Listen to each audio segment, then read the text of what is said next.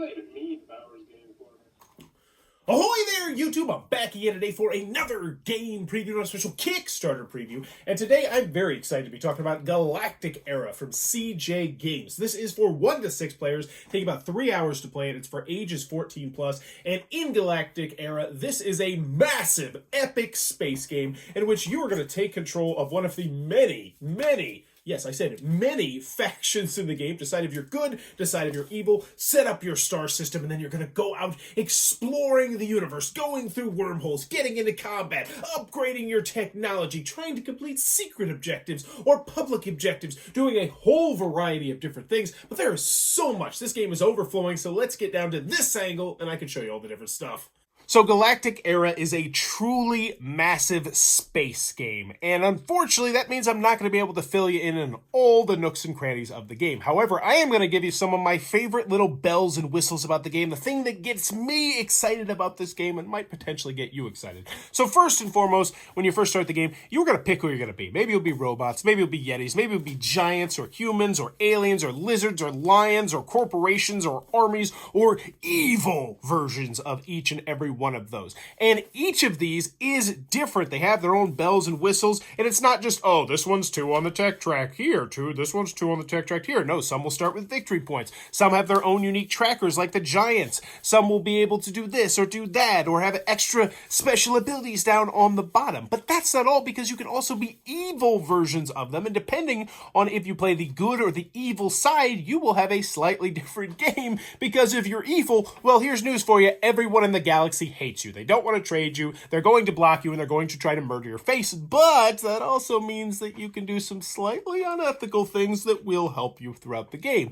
The decision is yours. So your main area is going to be down here. And if you know space games, you know tech tracks are a must. And in Galactic Era, they have bumped up the tech track to the umpteenth degree, because just look at all of this. So do you want to bump up your military so your units flying around the galaxy do more damage? Go for it, homie. Do you want to be more spiritual so you can be at one with the galaxy like the Yeti and be able to see what is coming before it actually happens, be able to look at ancient relics and potentially go to the ones you need? Well, then you want to focus on spirituality, my friends. Or perhaps you just want to go fast, in which case you want to do propulsion. Or maybe you want to have the most ships in the galaxy, in which case you need to go robotics. Or maybe you're just focusing on getting all those stinking, juicy, delicious victory points, which are kept track on this board, but also on this population track right here. And you're going to focus on genetics so you can get tons and tons and tons and tons of people out there, because by getting tons of people out there, you're also going to get more ships out there when you decide to build ships. So it starts at 1, and then it goes all the way to 6. Now, if you diversify your portfolio, you're going to be able to do a lot of cool things. However, if you try to really lean into some of these and get to 6, or even the mystical sidebar over here, you're going to get way better special abilities. And if you get all the way to 6, you can even unlock these ones over here, which will do some crazy stuff. So crazy, you have to look at the rule booklet to figure out what they do. That's the craziness. Now, the other thing you'll notice over here are also fleets, because this is a space exploration game. You're going to be going around and exploring space on these giant, massive tiles that are double-sided. Oh yeah, I said double-sided. You're going to be going through wormholes, fighting with people, blocking people like a jerk, doing all sorts of cool stuff like that. But you're also going to be doing a lot of combat. Now, these are the ships right here, but this is obviously a prototype version of the game, because the ships that you're going to get, they look, oh my gosh, they look so good. Check out the Kickstarter link down below. They look very pretty. But that's not where it ends, because the game also has a hidden element where you are going to be creating fleets of ships. And people will not know how many ships are in your fleet, because you might potentially even throw in some dummy ships over here. But that's not all. It's not just hidden fleet size, because your fleets will also have their own unique special abilities if you decide to make them fleet A or B or C or D or heck, even E. Maybe your fleet will be better at attacking. Maybe your fleet will be faster. Maybe your fleet will be better at attacking the people who are better at attacking. Nice little counter assault. And there's even tokens that you can earn that will make these fleet special abilities even better. So tons of variability and paths on how you want to take to win the game. So gain victory points by overrunning the galaxy with your population, but there's also secret ways to gain victory points, which of course are your secret objective cards. But this is not just your typical space exploration game with a typical space exploration objective card. This one actually is a two-part. You can do the top part, which is the A, or you can do the bottom part, which is the B. The A is generally going to score you more points, generally, whereas the B is not going to score you as much points, but it will be slightly easier. Now, what's also unique is it has a nice little spot right over here where you can store it once you've scored the points, and you can score 2 throughout the game. That's one thing I really want to give a kudos to. There is tons and tons and tons of iconography and different things going on in this game, and oh yeah. Yeah, oh, you saw it, it's double-sided. Yeah, that's your player reference right there. But if that's not all, you can also grab this other combat summary / icon index. But if that's not all, then you could just even go back to the back of the rule booklet. That's the solo variant because it has its own special rule booklet. And go look at the glossary.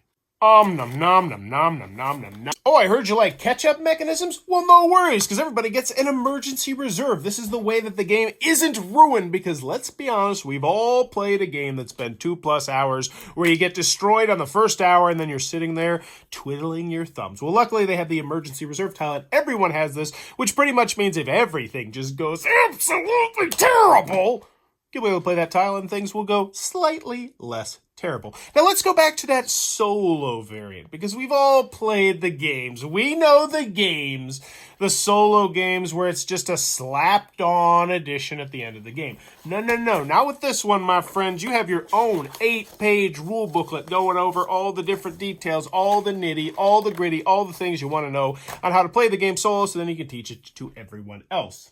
With some of the cool bells and whistles out of the way, let's actually talk about the meat and potatoes. What are you actually going to be doing on a typical turn? Well, luckily, your handy-dandy player reference has an entire round summary on it as well. So the first thing you're always going to do, and you're going to take turns doing this, is you are going to be moving your fleets around the galaxy. And if you land with a spot with another person who you happen to be in conflict with, and you're going to have one of these tokens for every single color to say whether you're at peace with them or at conflict with them, then you will have combat. This is all going to be determined by a very deterministic style combat. There is no dice rolling in this game unless you're playing the solo variant of the game. This is a skill-based game, ladies and gentlemen, which I know is going to attract a lot of people. Once everybody's moved and potentially done some of the combat, you're then going to do what's called the growth phase. And this is a really interesting phase where you are going to choose 2 ovals and 1 square. The ovals are an action selection part of the game in which you'll be able to grow your population, grow your ships to make more ships, take over stars, change your alignment, research different types of technology, and do cool things like that. After the growth phase is over, then you get to the trade phase, aka why you don't want to be a giant jerk to the rest of the galaxy. Because if you are nice to the rest of the galaxy, then they have the option to trade with you if you are in contact with them. And this is done in a very clean and clear way. So let's pretend that I really am high up on the robotics track and you are really high up on the genetics track. If I am higher than you on the robotics track and you are higher than me on the genetics track, then we can trade knowledge with each other, which means I go up 1 on the genetics track and you go up 1 on the robotics track. I don't go down on the robotics track because that would make any stinking sense. Like, it's not like I've forgotten about robotics because I taught you about them. It's a very clean and clear system that I'm a big fan of. Once you're done with the trade phase, you're going to move on to the scoring phase, in which you're going to score points based on whatever galactic story you decided to pick. And since this is Galactic Era, there's not just one, because the name of the game is variability when you're out in space.